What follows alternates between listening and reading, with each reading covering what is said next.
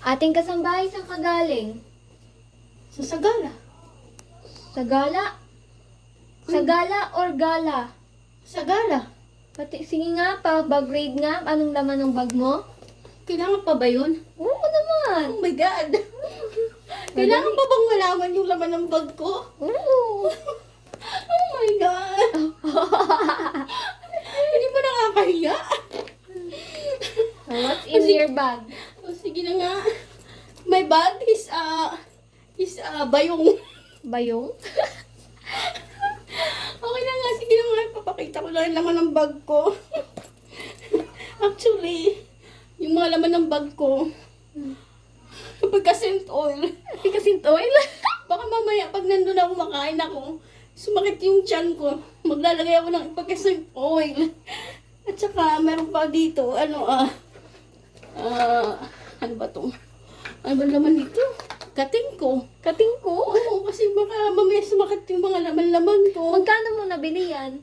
Actually, galing Japan ba to? Pinili ko ng, di ba, kating ko. Kating ko. O, mga 5 lapad yung ata nito eh. Lumang lapan. Tapos, may laman pa dito, tawas. Baka mamaya. Tawas?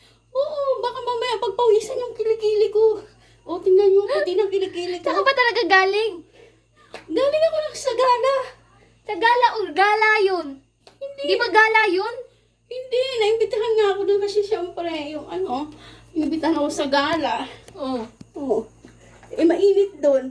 Tapos sa gala, ano ba yung hindi pagkakaintindi mo? Gala?